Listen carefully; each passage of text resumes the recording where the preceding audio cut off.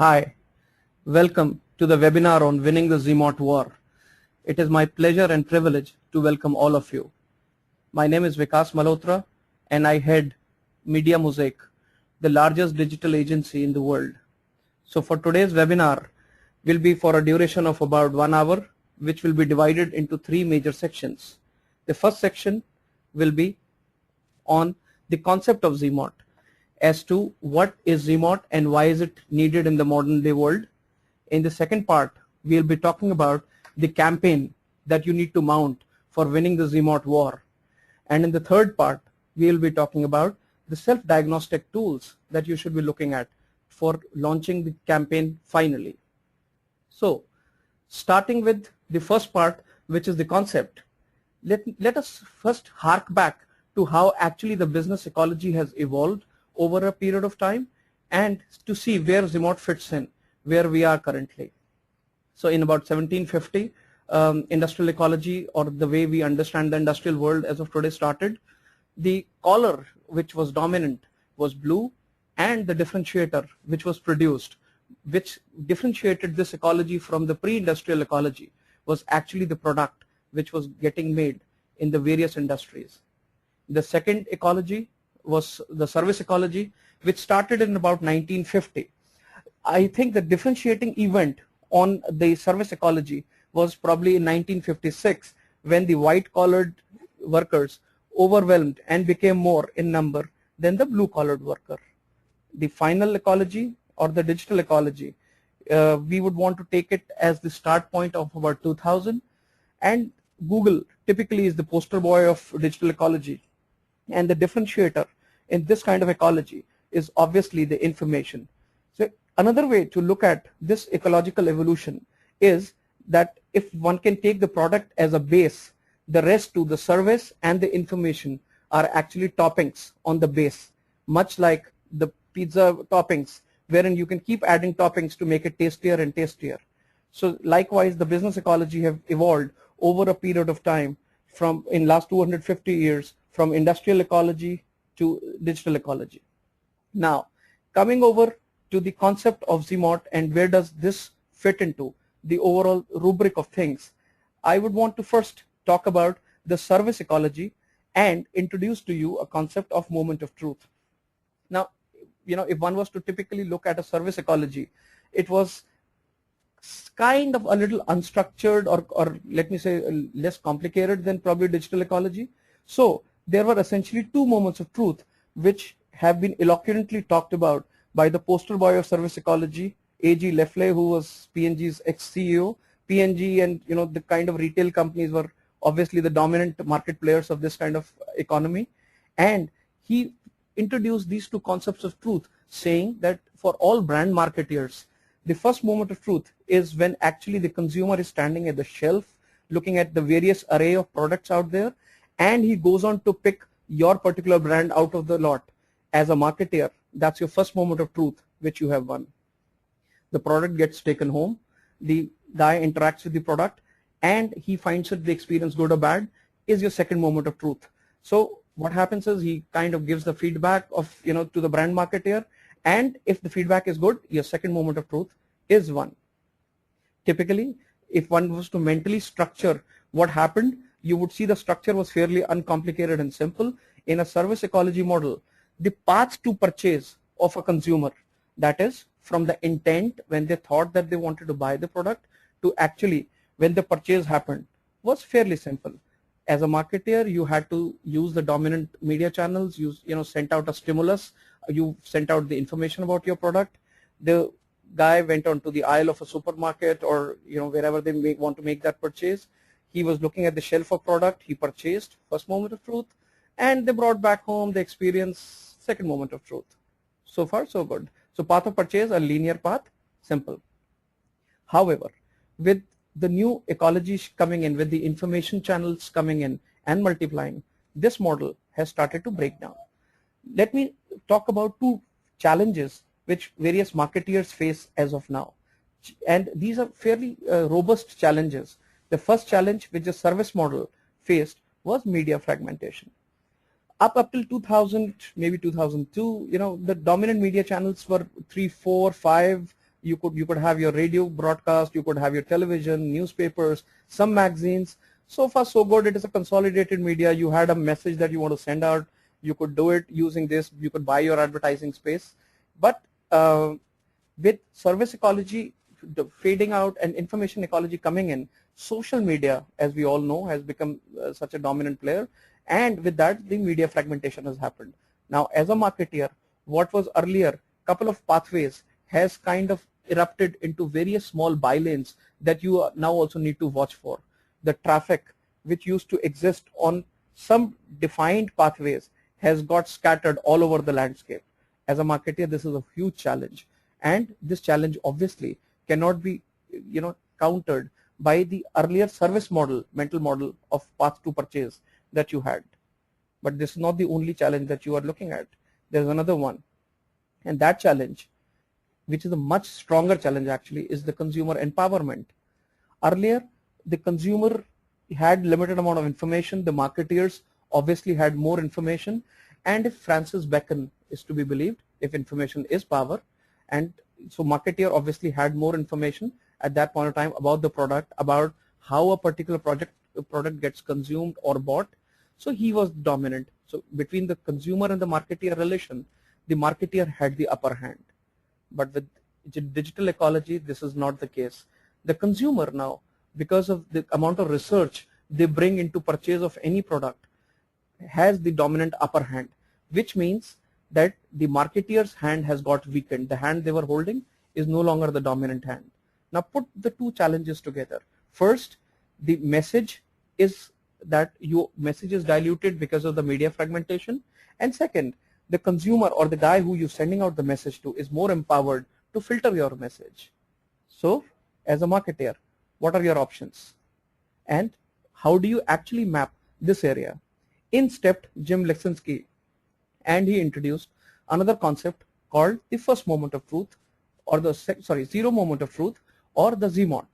Now the first moment of truth and second moment of truth were A.J. Leffler's brainchild. The zero moment of truth is Jim Lesinski's brainchild. And if my mathematics is correct, zero obviously comes prior to the first moment of truth. So essentially, the zero moment of truth for a marketeer is that window wherein the consumer, before actually he arrives at his first moment of purchase, is researching for the product. And during the research time, you have a window as a marketeer to be able to influence his purchase decision. And during the entire life cycle of that product purchase, you have various multiple points wherein you can interact with your consumer, you can talk to them, and you can help them influence their purchase. Now, to be able to understand ZMOT or zero moment of truth, or that window of research that a consumer brings in, you need a little different approach and a new vocabulary. And those two vocabulary terms that we want to introduce are the ZMOT touchpoints and ZMOT Lagrangian. However, before we actually talk about these new terms, I also want to introduce the new model and show you how it looks. So take a look. This diagram, which earlier was a simple one unilateral pathway between the stimulus, the first moment of truth, and the second moment of truth, has now the ZMOT or the zero moment of truth introduced in between. With that said, let's now go to the new vocabulary that we were talking about, the ZMOT touchpoints and ZMOT Lagrangian. So what is a ZMOT touchpoint? A ZMOT touchpoint are various platforms wherein a consumer goes to do his research.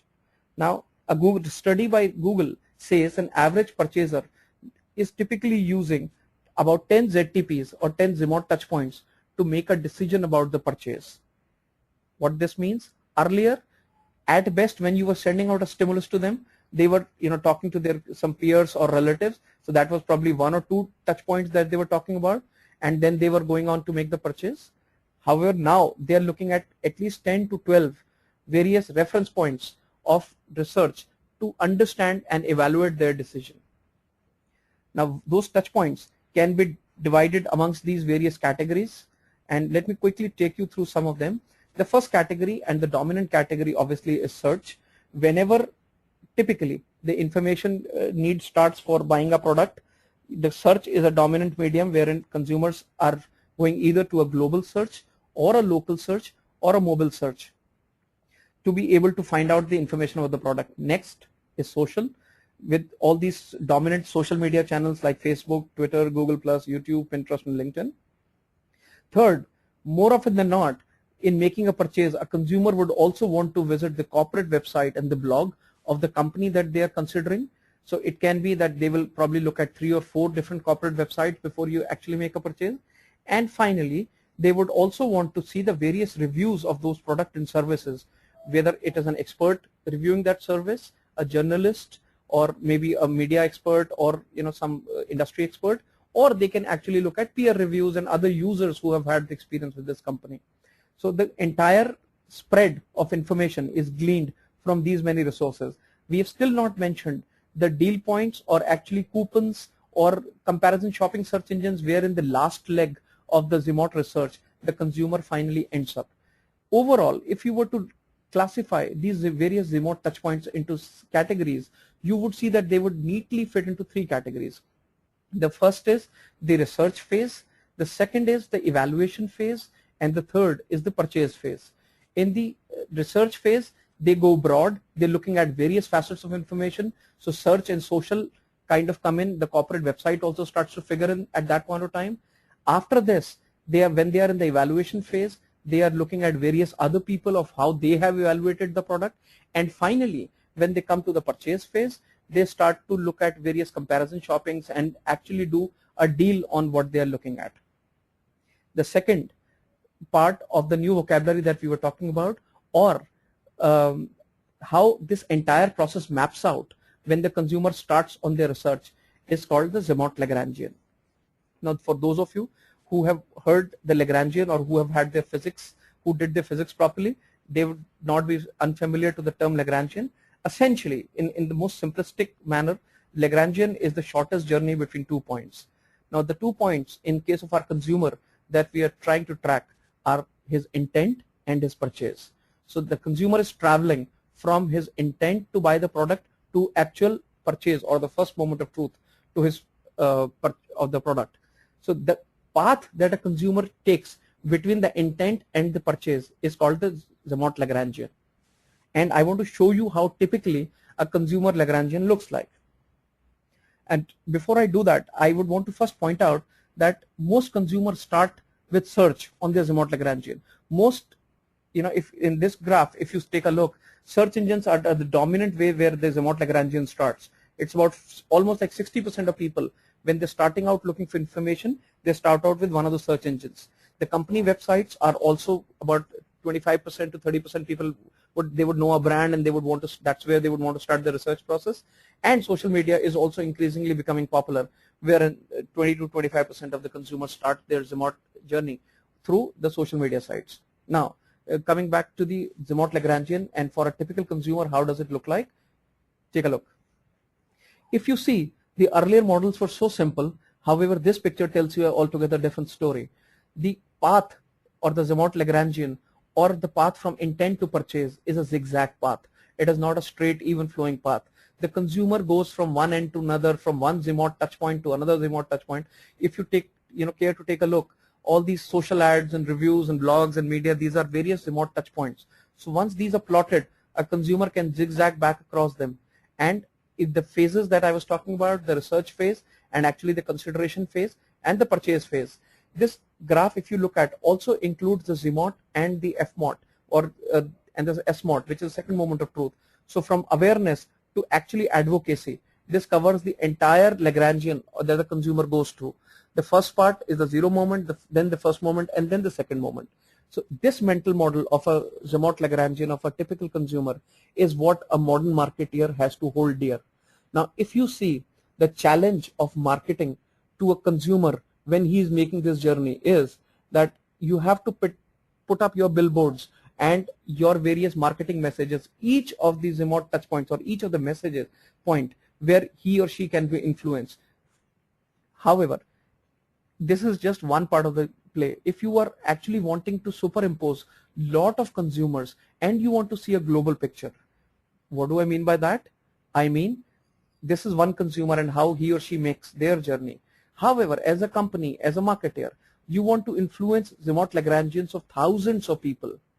You want to see where in the phase of their research, whether they are currently in the awareness or the research phase or the evaluation phase or the purchase phase, or actually they are at the second moment of truth where they are experiencing your product and wanting to put back their experiences into the research part for the other people who are in the current zero moment of truth.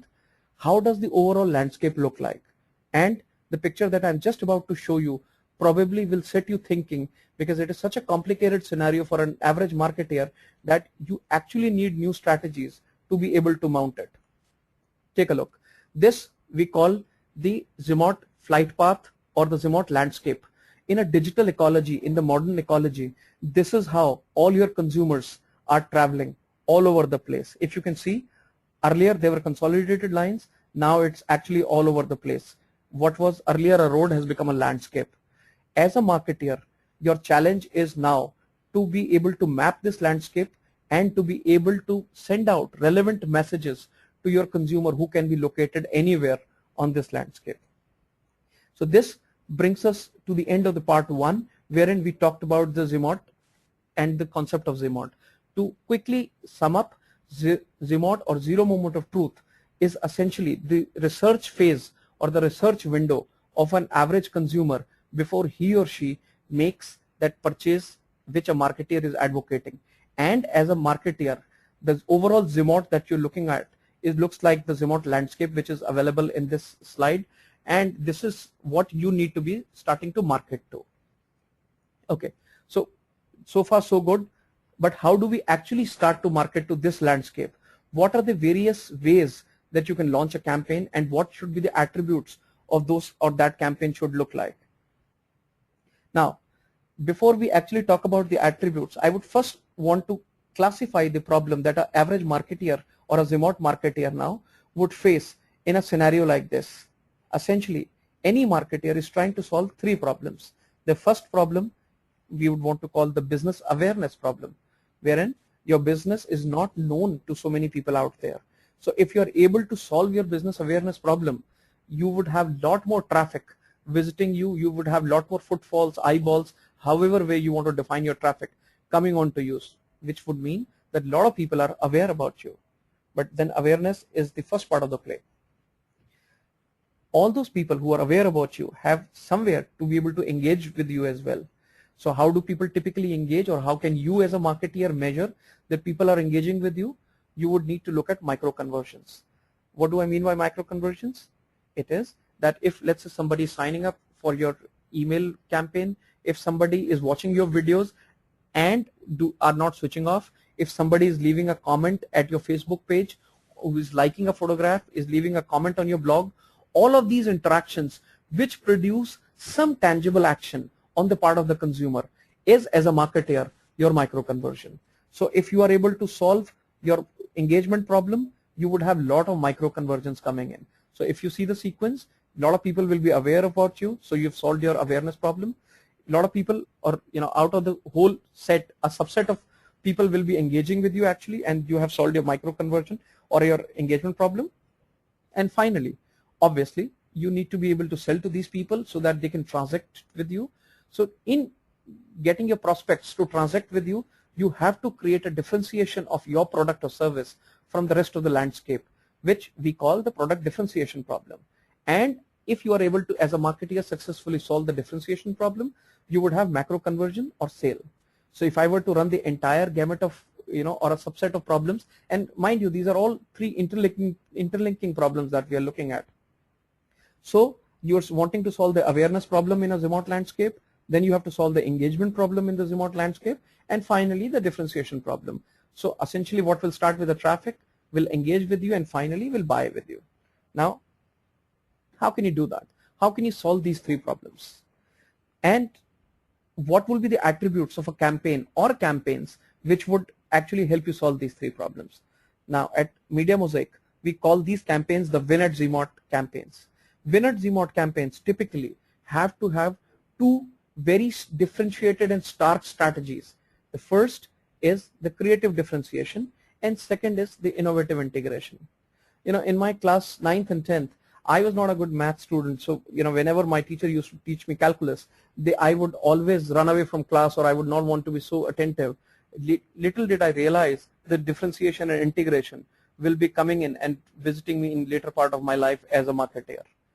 So what do I mean by creative differentiation and integration? To explain, let me start to show you some case studies of how people have successfully differentiated their campaigns, and I will also later show you some innovative integration campaigns of what ZMOT marketeers are doing. Creative differentiation essentially is that, as the name suggests, that you will have to differentiate your product or service from other marketeers who are trying to influence the same landscape that your consumer is typically in. Now, I want to start with the first case study of the Norway Savings Bank. Norway Savings Bank is essentially a small community bank situated in Maine, Norway. Now, typically, as any bank is, they are conservative. They would have a problem in terms of attracting new deposits, gaining credibility. So they had an engagement problem, essentially awareness problem. People were aware because it was a small place.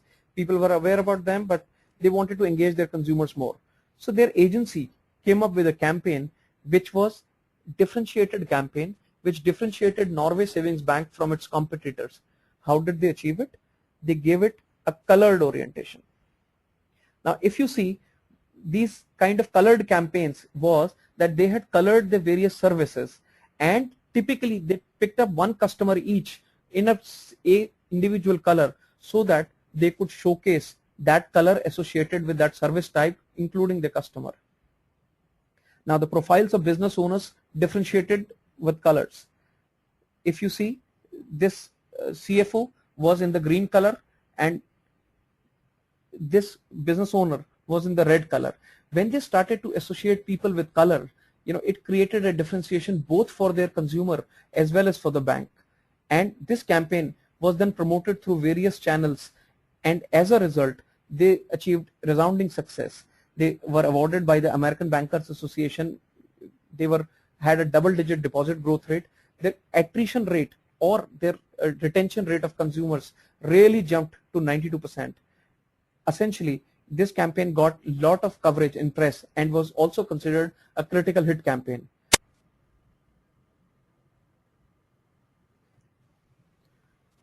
Another case study is about Gold Run. Now, Gold Run is a photo-driven engagement platform, but they came up with this great ad which was immersive reality. This means you could actually merge your real-time images with the virtual objects. And this app was downloadable at all various platforms of iPhones, Blackberries, and Androids. The essential purpose that they were trying to achieve was that they were trying to create awareness for the product for themselves, and as an agency, they had also let out this product to other brand marketeers, and also the engagement, because if the user was engaging with this app, he or she was entering into a reality which was a co-emergent reality which the user himself was creating via the app itself. Now take a look at the kind of images this app was creating. Okay, now if you see in the first image, which is the Smurf, when the Sony launched its Smurf DVD, they came up with this variation wherein whenever you were clicking a picture, a Smurf would appear alongside with you. Now this campaign and this Smurf embedded in the picture that you were real-time picture that you were clicking was a great hit with kids and adults alike. In the second picture, wherein you see these two girls getting themselves clicked, they had a lot of these glitter coming in, and glitter typically you would want to associate with Swarovski. So Swarovski used Golden Run app to be able to do a submersive or immersive reality picture for their end users. The result was again that the campaign of Gold Run became a great hit with over 1,000 downloads of this app happening per week. They started to acquire big customers like Sorel, Esquire, etc. In fact, in one of their campaigns, which was an Airwalk campaign, Airwalk wanted to advertise its sneakers, a limited edition that they had come out with, and as a consequence of running the campaign with this app, the entire inventory of those limited edition sneakers got sold out. So this was again a differentiated campaign wherein you were coming up with a reality which was a picture of created as well as a real reality getting merged into one coherent whole.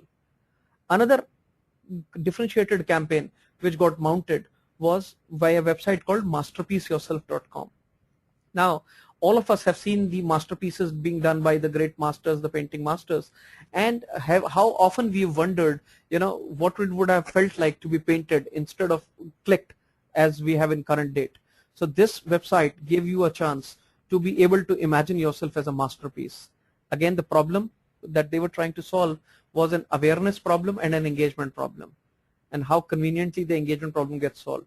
Obviously the Mona Lisa, and imagine your face could be in place of Mona Lisa. And this again campaign ran, and they popularized it for about 4 weeks.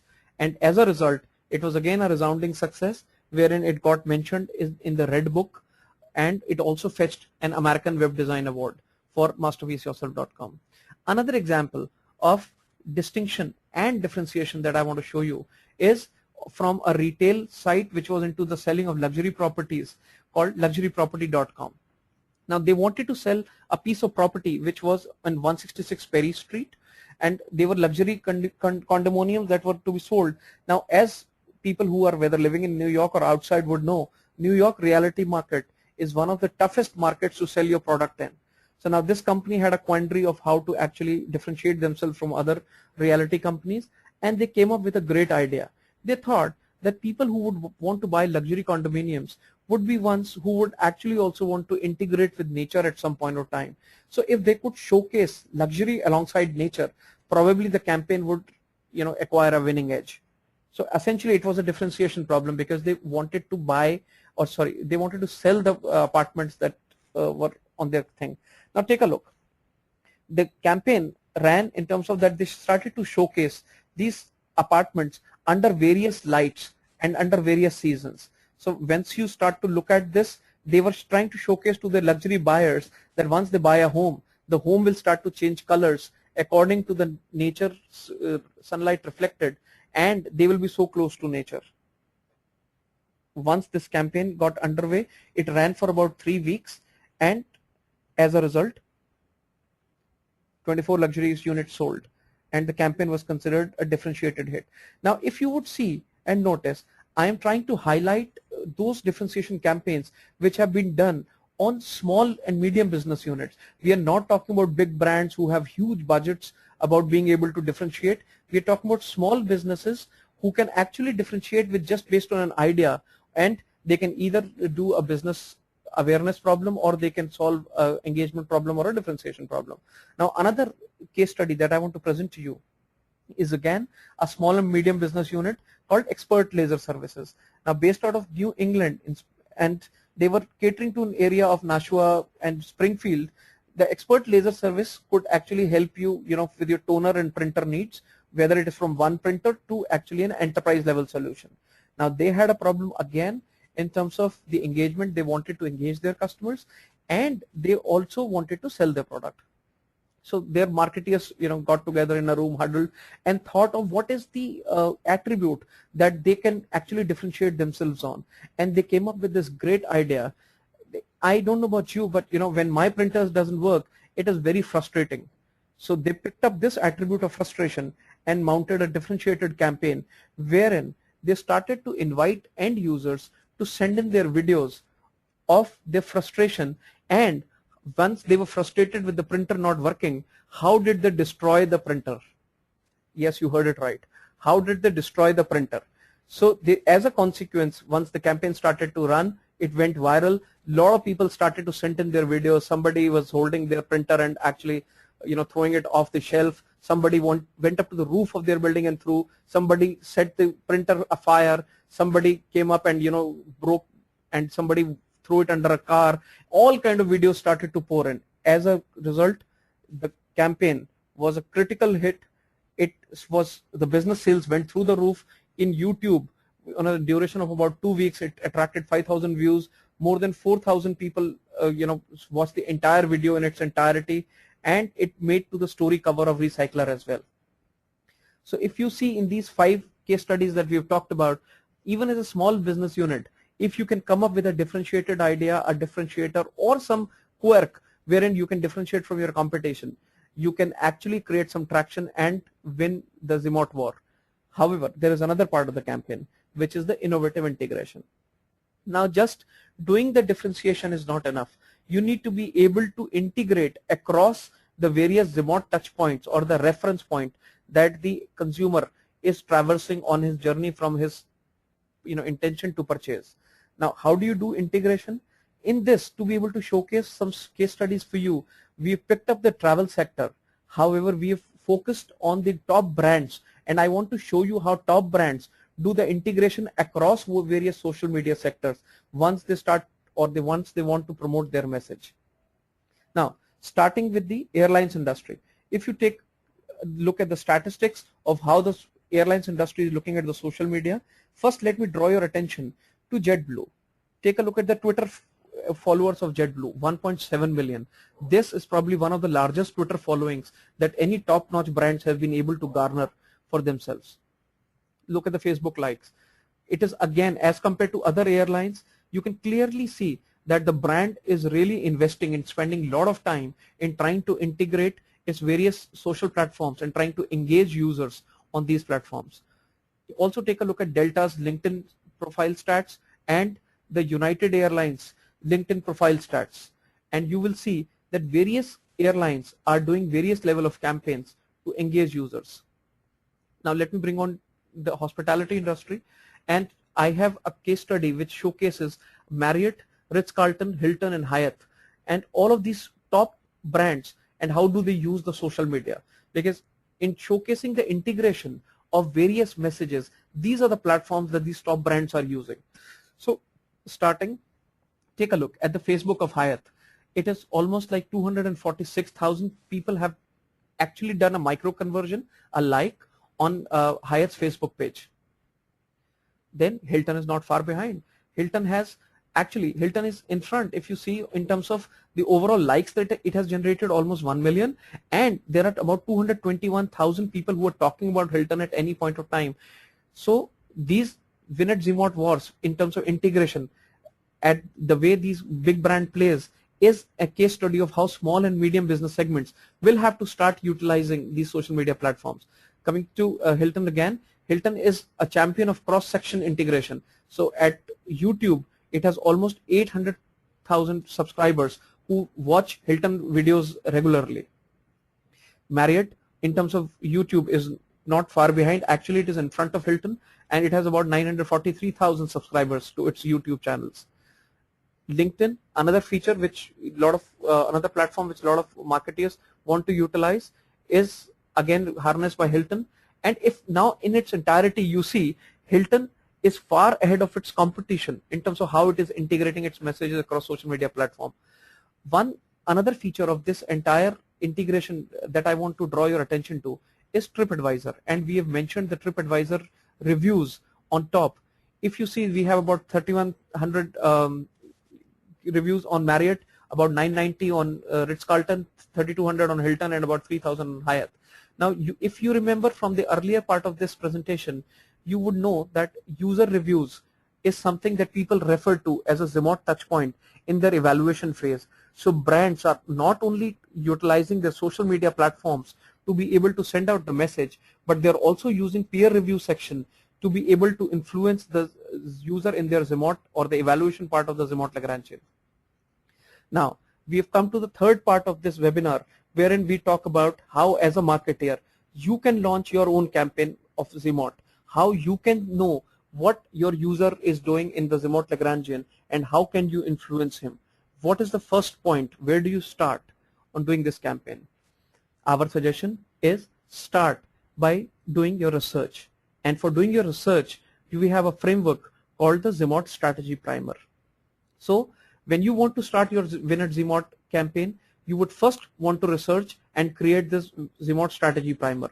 The first part of your research should be around the market, wherein you are looking at your target market, your consumer, and if you can access as many case studies of how your consumer is actually behaving, what platforms are they wanting to spend their time on, wherein they jump, how many typical reference points or ZMOT touch points do they refer to in your case. So once you've been able to get a tentative idea of your user's path from his intent to his purchase in your product category, you would have something to hang your campaign on. Second part is competitive research. In competitive research, you would want to look at how your competition is trying to influence or shape the ZMOT Lagrangian of your average consumer. So the message they are sending out, the effort they're spending on various ZMOT touch points is what you want to look at in terms of research. Third is your online research.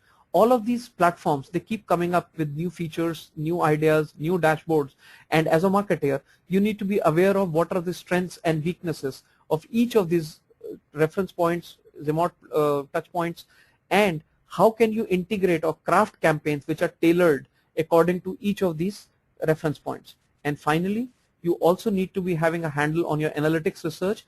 Once a consumer reaches you, what he or she does, how long is their interaction, what is their bounce rate, how do they interact with your brand, are the kind of things which will give you clues of how to strengthen the campaign once the user starts to engage with your campaign. So when you look at the entire rubric of the research before you actually can make the ZMOT strategy primer, you will see the 4 dimensions and how it covers the entire slot and spot of what your campaign should look like. Once you have done your ZMOT strategy primer, you can actually look at mounting the campaign. But to be able to mount the campaign, you have to decide the ROI and the scale. Alan Larkins once said, failing to plan is planning to fail, which means once you've done your research, you know what you want to do and what message you want to send out to your consumer. You would want to know how to measure it, how to measure whatever money you are spending on terms of the ROI generation. We suggest that you can look at campaigns on 3 levels or 3 scales. Scale number 1 is when you are just clearly trying to solve your awareness problem, which means you will measure your ROI in terms of the visibility that that campaign generates or the traffic that campaign generates. In the scale 2, you're looking to solve 2 problems, which is the awareness problem and the engagement problem, and you would be tracking the micro conversions. Apart from the overall traffic that gets generated or the eyeballs that gets generated, you would also look at how they would interact with you, whether how many comments you're attracting, how many likes you're attracting, how many newsletter signups you're attracting. So these are the micro conversions and the scale 2 of the campaign. And in the final scale, which is the scale 3, wherein you would want to integrate all 3 problems, and which obviously would be the full scale WIN ZMOT campaign, you would want to track the increase in sales and revenues that you are generating.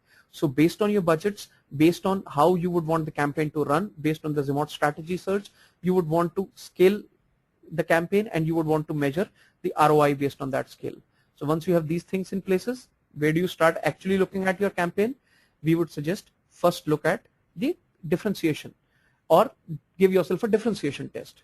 Now the way to give this differentiation test to your marketing campaign is see and try and understand if the message that you're sending out with your marketing collaterals is a unified message. To do this, you probably might have to do some primary research, go to your consumers and ask them the first thing that comes to their mind when you mention the name of your business or your company, and see if there is a consensus around that particular thing. To give you an example, if we were to ask or mention the name Volvo to most of the people, the first thing that will come to their mind will be safety, which means the message that Volvo is trying to send around its product has been clearly articulated across all the marketing collaterals. For example, if we were to say Nike, I would want to bet that half of the people would say just do it, or action orientation, or that kind of message. This message Nike has spent huge amount of money in trying to inculcate in people. So as a small and a medium business segment owner, you would want to have a unified and a consistent message, and you would want to give yourself a differentiation test. That is, that if your end consumers are getting one differentiated message about you, after you've given yourself the differentiation test, you want to give yourself the integration test, which means you would want to be able to track various metrics and various attributes across all ZMOT touchpoints, be it Google, Google+, YouTube, blog, Facebook, Twitter, LinkedIn. You would want to be able to track how many people are following you, how many people are liking you on Facebook. You would want to track how many people are following you on Twitter, what are your Google rankings, how many people are subscribed to your YouTube channels. So once you are able to lay down the start grid of whatever you want to achieve and where you are currently, now when you look at the WIN ZMOT campaign, you have both the start points and the end points defined. The start point is this particular sheet wherein you have recorded your start metrics. The end point is the ROI sheet wherein you've talked about that these are the number of likes or micro conversions or macro conversions or traffic that you would want to achieve. So from start point to end point, you're mapped. In terms of strategy, you have a differentiation strategy in place. What are you waiting for? You're waiting for the launch. So in conclusion, let me give you the 5 key insights that you can carry back from Win Your ZMOT War webinar. The first insight is that the business ecology that we have been traditionally used to as marketeer is shifting. The new digital ecology is coming in, and hence we need a new mental model of being able to present the marketing picture. This new mental model is called the ZMOT, or the zero moment of truth model. The second key insight is that, as always, marketeers are required to solve 3 key business problems. The first is the awareness problem, second the engagement problem, and third is the differentiation problem. Now in this complicated digital landscape, all these 3 problems have to be imported, and any campaign which solves these 3 problems is a Win at ZMOT campaign. Third, the particular attributes of a Win at ZMOT campaign have to be that these campaigns have to be differentiated from other campaigns that a competitor can mount, and also they have to be innovatively integrated across the fragmented media landscape. The fourth key insight that you can carry back from this webinar is that before you actually launch your Win at ZMOT campaign, you have to do proper planning and research. This planning and research has to be around the message that you want to send out and the scale that you want the campaign to be launched at, because this scale is a key ingredient in terms of measurement of the campaign ROI. And finally, you want to benchmark your campaign as it is currently. You want to benchmark yourself where you are currently. So now with these 5 points, you are set to be able to launch your Win at ZMOT campaign. I thank you very much for listening in today for this webinar, and would invite any questions that you might have now.